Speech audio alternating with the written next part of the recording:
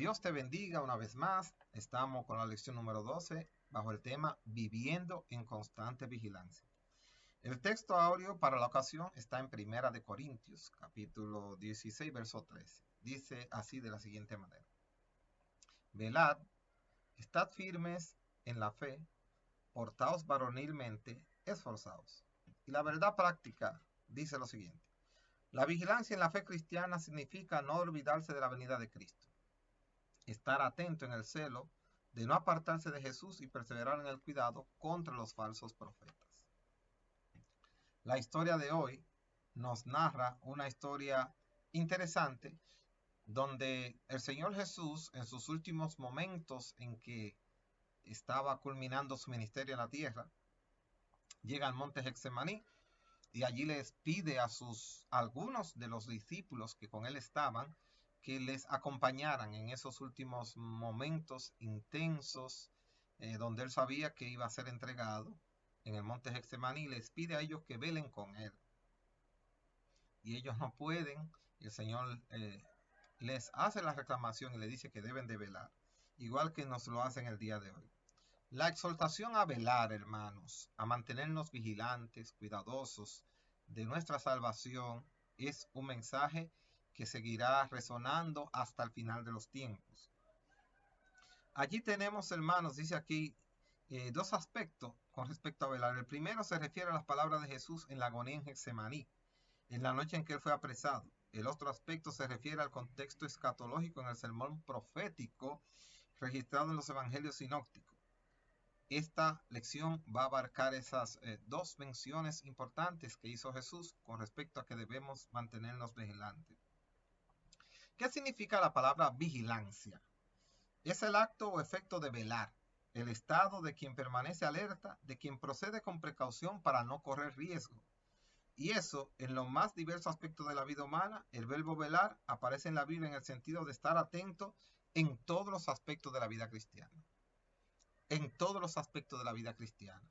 Es decir, al velar, y la Biblia nos exhorta mucho eso, que debemos velar, es para que estemos atentos en toda nuestra vida cristiana, nos mantengamos cuidándonos y alertas de cualquier peligro que pueda amenazar y pueda producir en nosotros un enfriamiento, un distanciamiento, que nos vayamos apartando de las cosas de Dios. Tenemos que tener cuidado, hermano. Usted debe velar, estar alerta. La palabra que más aparece en el Nuevo Testamento griego para velar es el verbo gregoreo, perdón. Significa velar, estar alerta, ser vigilante. Esta palabra aparece 22 veces. La idea principal de esta vigilancia es escatológica. Es decir, normalmente esta frase en griego donde aparece son en textos que tienen que ver con acontecimientos proféticos en determinadas ocasiones, era o etapa del mundo, y que la Biblia así lo pronostica. Y eso se demuestra en los pasajes paralelos de Marcos y Lucas, cuando Jesús dijo a Pedro y a Santiago: quedaos aquí y velad conmigo. Eso significa que él quería que sus discípulos recordaran y se mantuvieran orando, o tal vez se protegieran de alguna intromisión mientras oraban. Pero gregoreo es usado para denotar una vigilancia más general. También la palabra tiene significado de velar, de guardar y de cuidar. En el verbo griego agripneo, que también se traduce velar, significa estar alerta, velar, guardar, cuidar. Y solo aparece 4 veces en el Nuevo Testamento. 2 de ellas en el sentido escatológico en el sermón profético. Este vocablo es usado para indicar la vigilancia en las oraciones y súplicas, y presenta incluso la idea de cuidar o velar. Esto lo encontramos en Hebreos 13, 17. Obedeced a vuestros pastores y sujetaos a ellos, porque ellos velan por vuestras almas.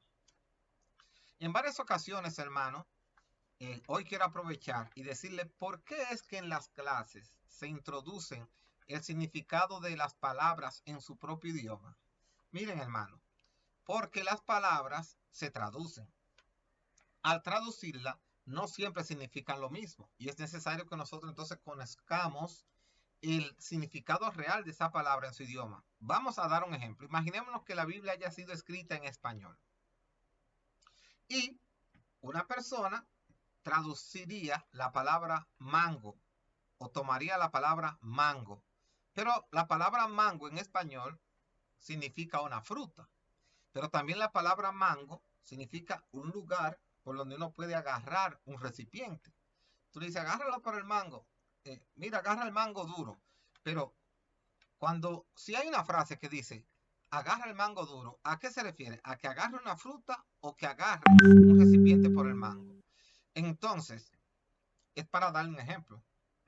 Es necesario usted conocer el significado correcto de la palabra, porque puede que usted malinterprete un texto entendiendo que quiere decir algo, porque al traducirlo se tradujo a una palabra en español, pero en el idioma original su significado es otro. Entonces, ténganle aprecio a esas explicaciones, porque muchas personas toman un texto ya traducido sin tomar en consideración sus escrituras originales y se malinterpreta. Y hasta hay gente que han hecho mensajes fabulosos, estupendos, pero mal realizados porque tomaron una mala interpretación del texto donde extrayeron su mensaje, porque no tomaron en consideración los textos originales y la real intención que quería comunicar el texto. Entonces, otra traducción que usted tiene que conocer acerca de velar y ser sobrio es el verbio nefo. Ya hemos hablado de 3 palabras. La primera que hablamos fue gregoreo. La segunda fue agripneo. Y esta tercera es nefo, que se traduce velar, pero quiere decir ser sobrio, literalmente, pero que aparece en el sentido figurado de vigilancia y se combina en el idioma griego con la palabra gegoreo. Su uso en el sentido propio puede ser visto en otras partes del Nuevo Testamento. Existe incluso el verbo eknefo, que solo aparece una vez en el Nuevo Testamento y se traduce como velar. Jesús en Getsemaní, hermano. Un momento que llegó luego de que Jesucristo ya había celebrado la Santa Cena, sabiendo de antemano que él estaba, ¿verdad?, en sus momentos finales para cumplir su misión más importante, que era morir por la humanidad. Jesús, junto a sus discípulos, los que se habían quedado con él, llega al huerto de Getsemaní. En oración al Señor Jesús rogó al Padre 3 veces, según lo que escribe los evangelios sinópticos, y allí Jesús le pide al Padre que pase de él esta copa. El Getsemaní, hermano, es identificado como un lugar al otro lado del torrente de Cedrón, donde había un huerto. Un huerto era un lugar donde había plantas sembradas. El nombre de Getsemaní viene de un término arameo que parece significar prensa de aceite. Oiga, prensa de aceite. Era un área ubicada al pie del monte de los olivos. Es decir, estaba el monte en sus inicios, al pie donde comienza el monte. Allí estaba ubicado ese lugar, el huerto, el monte de Getsemaní. Ahí el Señor Jesús solía reunirse con los discípulos. Eso no fue un lugar visitado esporádicamente. Jesús acostumbraba a ir allí, a Getsemaní, a compartir, a enseñarle. Y en ese momento decidió ir a un lugar que ellos frecuentaban. Va allí para prepararse. Y se retiró en la noche en que él fue apresado. Allí el Señor, que fue el momento cuando sabemos un poco más tarde de acontecer los momentos de oración, que llega Judas, lo identifica como un beso, etc. La angustia de Jesús. El Señor Jesús sabía que él tenía que morir. Muchas veces usted sabe que Dios pues nos traerá pruebas, pero no es lo mismo saber que Dios nos traerá pruebas que ver la prueba que Dios nos traerá en un momento determinado. Una enfermedad, una muerte de un familiar, una crisis económica, una crisis familiar, etc. Jesús sabía, pero llegó el momento decisivo en que ya él sabía que no era que venía, era que ya estaba por llegar el momento. En pocos minutos, en pocas horas, ya Jesucristo iba a ser entregado. Allí Jesús dice que el Señor comenzó a entristecerse y a angustiarse en gran manera. Él mismo dijo en el verso 38, hermano, de la lectura que tenemos aquí, de Marcos 26. Entonces Jesús le dijo, mi alma está muy triste hasta la muerte.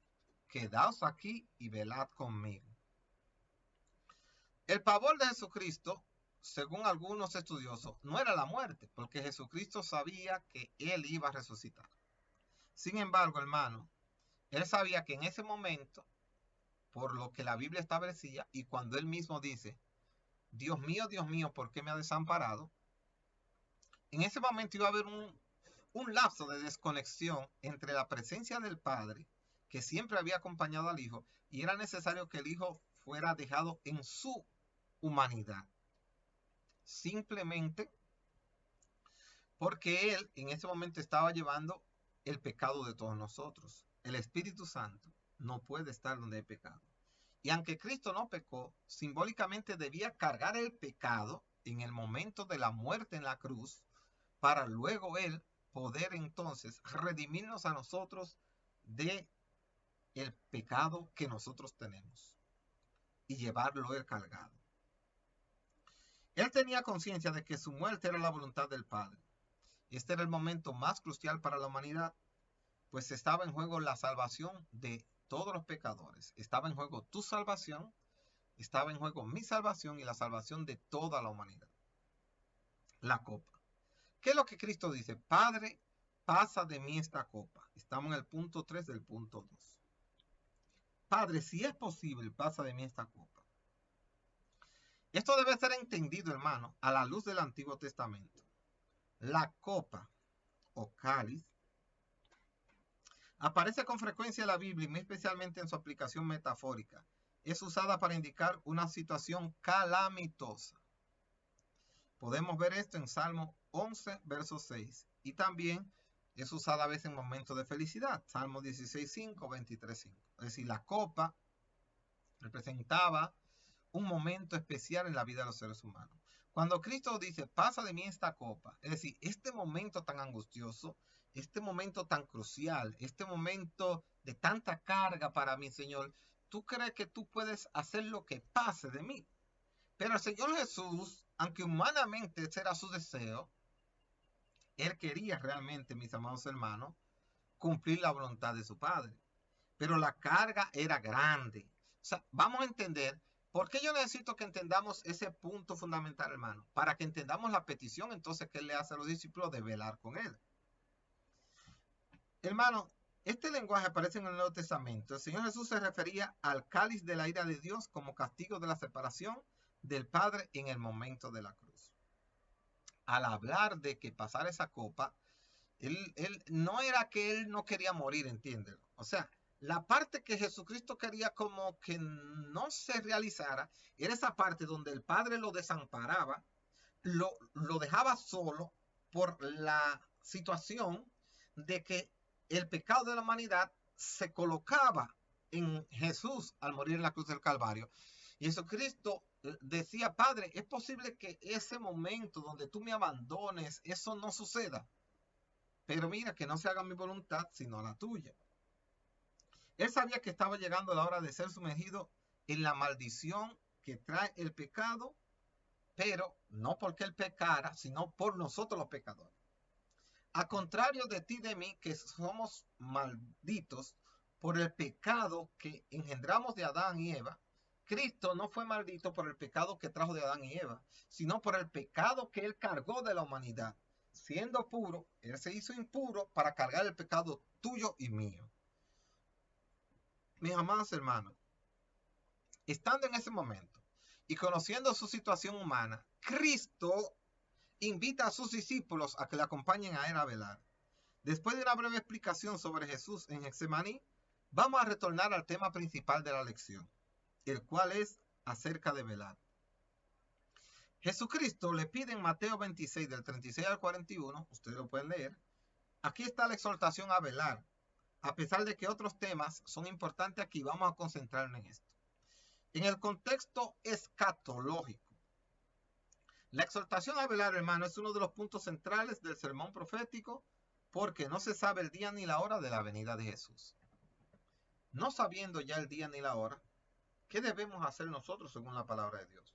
Mantenernos alerta, mantenernos vigilantes, mantenernos cuidando la salvación y orando por nuestros hermanos y cuidando a nuestros hermanos para que se mantengan firmes. Hermanos, la enseñanza de Jesús en diversas parábolas, como pudimos ver, hace mucho hincapié en la necesidad de los creyentes de estar atentos, a pesar de que la fecha de la segunda venida de Jesús nadie la sabe. Dice la palabra de Dios, conforme a lo que establece, que solo el Padre, ni aun los ángeles, ni el Hijo, solamente el Padre sabe el día y la hora en que vendrá. Hermanos, los acontecimientos de hoy no nos dicen la fecha, pero Cristo mismo habló de que aunque no nos podía dar el día y la hora, sí nos podía dar más o menos la idea del ambiente que iba a rodear la humanidad para que así como la gente conoce las estaciones del planeta por cómo la naturaleza se comporta, por la temperatura que hace, por la brisa, por cómo los árboles se ponen, si están dando flores, si están cayendo la hoja, uno sabe si está en verano, si está en otoño, si viene el invierno, la primavera. Pues entonces, hermanos, Jesús le dice, así como hay cosas que dan señales de que van a acontecer, así será la venida del Padre. No sabemos la hora, pero veremos señales de cosas que nos dirán que su venida está cerca. Él hace mucho hincapié, hermano, de que por eso debemos estar atentos. La pregunta interesante de esta clase, ¿estás tú velando por tu salvación? ¿Estoy yo velando por mi salvación? ¿Estamos atentos y cuidando la salvación? ¿O estamos viviendo descuidados? El llamado de Dios es que debemos velar y estar atentos, hermano. Entonces, a pesar de que la fecha de la segunda venida de Jesús está oculta para los humanos, la Biblia sí indica las señales que precederán a la segunda venida de Cristo. ¿Usted quiere saber cuáles son esas señales? Búsquela en Mateo 24 y en Lucas 21. Pero los acontecimientos de hoy, hermanos, nos muestran el cumplimiento de las profecías bíblicas, señalando que esta venida está cerca. Si los cristianos de la primera hora debían estar vigilantes, ¿cuánto más, hermanos, nosotros que estamos viviendo en los tiempos actuales? En la vida cristiana, ¿qué significa estar alerta? Es el estado de alerta para no caer en pecado. Velar no es averiguar qué están haciendo los demás. Acechar, no. Es para que tú te cuides tú. Para que yo me cuide yo. Para que cada uno comparemos lo que nos está aconteciendo a nuestras vidas, independientemente de las señales, de si Cristo viene o si no viene. Lo más interesante no es estar viendo si las señales se están cumpliendo, es si yo estoy preparado por si Él viene ahora. Porque puede que buscando señal, descuidemos entonces nosotros estar preparados. Cristo lo que quiere es que tú veles para que esté preparado.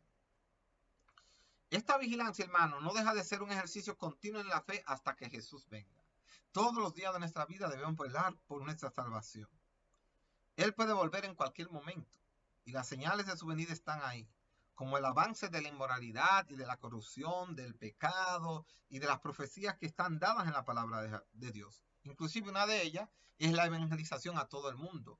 Hoy, gracias a las redes sociales, gracias al avance del internet, gracias al avance de la radio, gracias al avance de la televisión, gracias al avance de la imprenta, de las revistas, de los periódicos, de los libros, la palabra de Dios se ha extendido prácticamente casi a todo el planeta. Poca cosa queda en términos comparados, estamos hablando de hace mucho tiempo, pero aún esa parte que queda, es necesario que oremos y Dios provea la manera, la logística, la estrategia para llegar a esas zonas donde quizá no tienen ninguna escritura y solo se puede hacer mediante lengua hablada, etcétera, etcétera, etcétera. Hermanos, debemos velar y orar. El sentido de velar aquí difiere del mencionado en el versículo 38, en que velar indica mantenerse despierto o alerta. Pero aquí significa estar vigilante para mantener la fidelidad al Señor. Estamos hablando del verso 41, hermanos, donde dice, en Mateo 26, 41, velad y orad para que no entréis en tentación. El espíritu a la verdad está dispuesto, pero la carne es débil. Sin embargo, hermanos, en el verso 38 dice, entonces Jesús le dijo, mi alma está muy triste hasta la muerte, quedaos aquí y velad conmigo. Aunque se usa la misma palabra, tienen dos significados diferentes, hermano. Uno significaba, Cristo quería que ellos velaran con Jesús. Cuando Cristo le pide que velen con él, no le está pidiendo, hermano, que estén vigilantes de sus vidas, sino, vengan, yo quiero que ustedes velen, estén alerta. Acuérdense que ellos estaban en un monte, Cristo quería que ellos estuvieran pendientes, alerta del entorno que les rodeaba. Sin embargo, más adelante, cuando nos dicen el verso que ya leímos nosotros, 41, el Señor le dice que debemos velar y orar ¿para qué? Para que no entremos en tentación. Oiga, es para evitar entrar a la tentación. Entonces, hermano, es una advertencia solemne a todos los creyentes, en todos los lugares y en todas las épocas, para vivir atentos en todos los momentos de la vida. La eterna vigilancia es el precio de nuestra libertad. Cristo dijo, el espíritu a la verdad está dispuesto, pero la carne es débil. ¿En cuántas ocasiones no hemos querido ir a la iglesia? Estamos cansados físicamente, no tenemos deseo físicamente, pero espiritualmente tenemos el deseo. Queremos orar, mas no podemos hacerlo. Vamos a la iglesia, queremos levantar nuestras manos, queremos abrir nuestros labios, queremos adorar a Dios con libertad, mas no podemos. ¿Por qué, hermano? Porque ya Cristo dijo que el espíritu a la verdad está dispuesto, pero la carne es débil. Eso no es nuevo, hermano.